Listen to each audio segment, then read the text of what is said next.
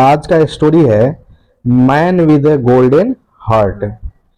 ठीक है, तो इस स्टोरी को आज हम लोग देखेंगे और इस स्टोरी में क्या है उसको लाइन बाय लाइन हिंदी में भी उसको हम लोग समझेंगे। ठीक है, उमंग सुन रहा है?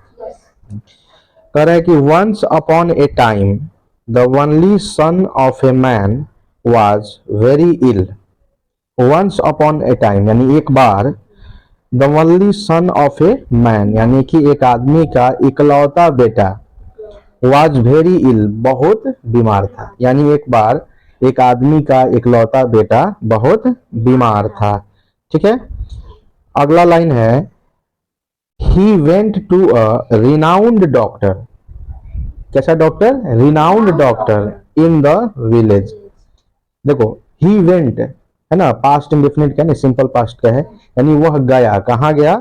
एक रिनाउंड डॉक्टर। रिनाउंड में क्या होता है? नामी गिरामी डॉक्टर, प्रसिद्ध डॉक्टर। तो प्रसिद्ध डॉक्टर के पास गया है ना, कहाँ? उस अपने गांव में ही। यानी कहने का मतलब वह गांव में ही एक नामी डॉक्टर के पास गया।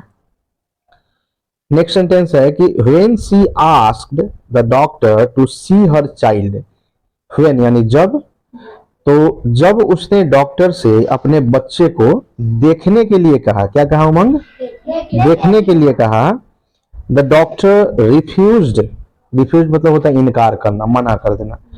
refused because he was going to play badminton at that time।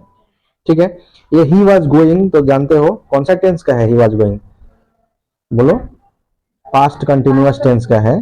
ठीक है, तो रहा था, रही थी उसमें का है। तो इसका मतलब क्या हुआ? द डॉक्टर रिफ्यूज यानी डॉक्टर ने इनकार कर दिया क्योंकि वह बैडमिंटन खेलने जा रहा था। ठीक है, आगे Umang the man begged him a lot but the doctor didn't listen to him. ठीक है, इसका मतलब क्या हुआ कि उस आदमी ने उससे बहुत क्या किया? बेग किया, यानी कि बहुत मिन्नतें किया। क्या किया? बहुत मिन्नतें किया। ठीक है, but the doctor didn't listen to him, लेकिन डॉक्टर ने उसकी बात नहीं सुनी, यानी उसकी एक ना सुनी। इस सेंस में कह सकते हैं एक ना सुनी। ठीक है, after some time his child died and the man returned to his house crying। After some time यानी कि कुछ देर बाद, कुछ देर बाद उसके बच्चे की, डाइड में बताए थे ना, मौत। ठीक है, डाई का ये सेकंड फॉर्म है। ठीक है, सेकंड और थर्ड सेम ही होता है। तो हिज चाइल्ड डाइड, ठीक है ना, उसका बच्चा जो है मर गया। ठीक है, उसके बच्चे की क्या हो गई? मौत हो गई। And the man return to his house crying, और वह जो आदमी था, व्यक्ति था, वो अपने घर रोता हुआ वापस आ गया। ठीक है, अब देखो नेक्स्ट सेंटेंस है स्टोरी में 20 years later। 20 years later, later means क्या होता है उमंग? बाद में, यानी 20 वर्ष के बाद, 20 साल के बाद। A snake bite the same doctor child, यानी एक सांप ने उसी डॉक्टर के बच्चे को काट लिया, बाइट कर लिया ना जी, यानी कि उसके बच्चे को काट लिया, जिसके यहाँ दिखाने गया था। तो 20 साल के बाद इस बार क्या हुआ था? उस डॉक्टर के बच्चे को सांप ने काट लिया। Many tantrik try to bring the child back to life, यानी कहने का मतलब कई सारे तांत्रिक, तांत्रिक जानते हो? जैसे कहने का मतलब वो तो इस पर हम लोग बिलीव नहीं करते हैं, लेकिन कहने का मतलब जो तांत्रिक, जो तंत्र मंत्र जानता है उसको तांत्रिक कहा जाता है। हाँ हाँ, तो कई तांत्रिकों ने, मेनी तांत्रिक यानी कई तांत्रिकों ने try to bring the child back to life, यानी बच्चे को जिंदा करने का कोशिश किया, बैक टू लाइफ यानी कि वापस उसको जीवन में लाने की कोशिश की। उमंग सुन रहा है? बट नो वन, ध्यान देना, no one could help him. आज ही बताया था हम कुड वाला।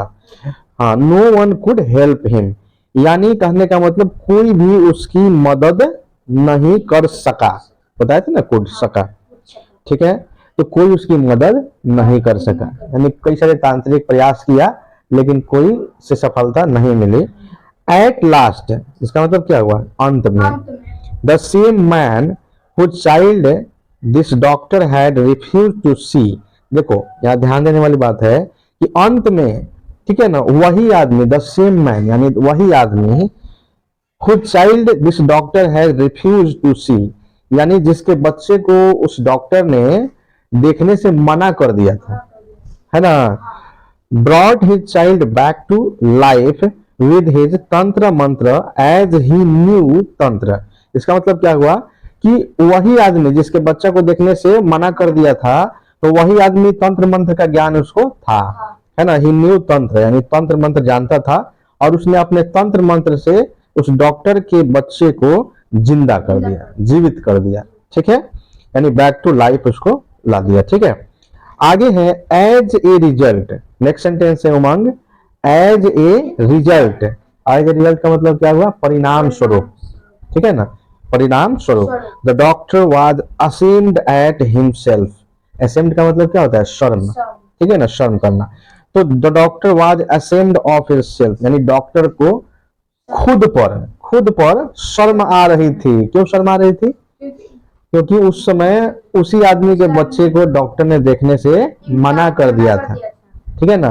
आज उस आदमी से उसको जरूरत पड़ गई जब उसके बच्चे को स्नेक ने बाइट कर दिया। And requested him to forgive him, और उसने शर्म मुस्कुरा रहा था, और उसने उस जो उसको जिंदा किया उससे रिक्वेस्ट किया, अनुरोध किया कि मुझे माफ कर दीजिए अपना पहले गलती के लिए, कि मुझे माफ कर दीजिए। But the man left the place without saying anything, यानी लेकिन, बट यानी लेकिन, the man left the place, left मतलब क्या होता है, लीव, लेफ्ट होता है ना जी, लीव में छोड़ना, लेकिन वो आदमी जो है विदाउट सेइंग एनीथिंग, यानी बिना कुछ कहे, ठीक है ना, बिना कुछ कहे वहां से चला गया, ठीक है ना, वहां से चला गया, उस स्थान को छोड़ दिया, ठीक है ना। अब देखो ये स्टोरी यहाँ पर एंड हो जाता है, एक छोटा सा ये शॉर्ट स्टोरी था। अब इसका मोरल ऑफ द स्टोरी क्या है, इस कहानी से हमें क्या ज्ञान मिलता है, क्या शिक्षा मिलता है, क्या सीख मिलता है, उमंग क्या सीख मिलता है इस कहानी से। तो देखो इस कहानी से सीख मिलता है, we should always help any needy person because time always keeps changing, ठीक है, यानी कहने का मतलब कि हमें हमेशा वी शुड ऑलवेज, यानी हमें हमेशा नीडी मतलब क्या होता है, जरूरतमंद, ठीक है ना, नीड में आवश्यकता नहीं होता है, जरूरत नहीं होता है, तो हमें हमेशा जरूरतमंद लोगों की मदद करनी चाहिए। We should always help any needy, यानी हमेशा जरूरतमंदों की मदद करनी चाहिए। बिकॉज यानी क्योंकि, बिकॉज यानी क्योंकि, टाइम ऑलवेज, सबसे मेन बात है, टाइम ऑलवेज कीप्स चेंजिंग, यानी कि समय हमेशा बदलता रहता है, समय हमेशा बदलते रहता है, यानी कि आपको आज जब मान लीजिए आपको किसी से आज जरूरत पड़ी, उसको भी आपसे जरूरत पड़ सकती है ना, तो अगर आप आज किसी का हेल्प करेंगे तो कल आपका वो भी जरूरत में हेल्प करेगा, तो इसलिए समय हमेशा बदलते रहता है, इसलिए हमें जरूरतमंद लोगों की मदद कर देनी चाहिए। This is the moral of story. तो ये स्टोरी आपको कैसी लगी, अच्छी लगी, अच्छा है ना, तो इसलिए इससे ये सीख मिलता है, तो जरूरतमंद की मदद करोगे ना। चलिए, तो ऐसे ही लाइन बाय लाइन जो स्टोरी है तो मैं आपको बताऊंगा प्रतिदिन एक स्टोरी, ठीक है ना। चलिए।